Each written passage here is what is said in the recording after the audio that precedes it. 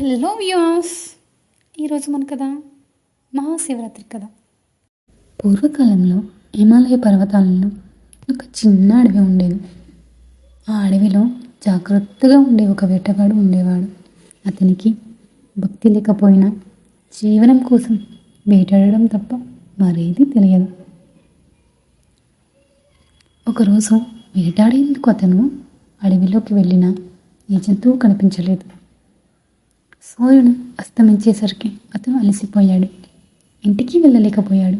ఎందుకంటే రాత్రి పొద్దుపోయేసరికి అడవిలో ఉండడం ప్రమాదకరం.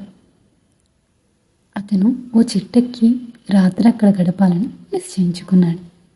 ఆ చెట్టు ఒక బిల్వ వృక్షం. అతను వేరే మార్గం లేకుండా చెట్టుపై కూర్చుని రాత్రంతా గడిపాడు. చలి పెరిగే కొద్దీ తనను అప్రమత్తంగా ఉంచుకోవడానికి చెట్టు ఆకులు కదిలించసాగాడు. కానీ అతనికి తెలియకుండా ఆ చెట్టు కింద ఉన్న శివలింగంపై ఆకులు పడుతూ ఉండేవి. నిద్ర లేకుండా ఆకులు ఊపుతూ అడవిలో ఉన్న అడవి జంతువుల భయంతో కళ్ళు తెరిచే ఉన్నాడు. అనుకోకుండా అతను శివుని పేరు పలికాడు. శివ శివ అని. రాత్రంతా ఇలా గడిపిన అతను తెలియకుండానే మహాశివరాత్రి ఉపవాసం పాటించాడు. ఆ ఉదయం ఆ వేటగాడికి తెలియకుండానే ఆయన శివుణ్ణి ప్రార్థించినట్లు అయ్యింది.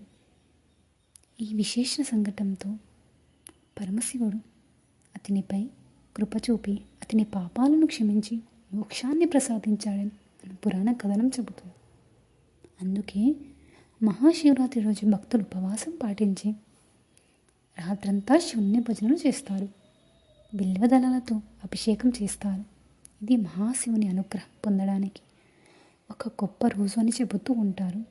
ఓం నమః శివాయ.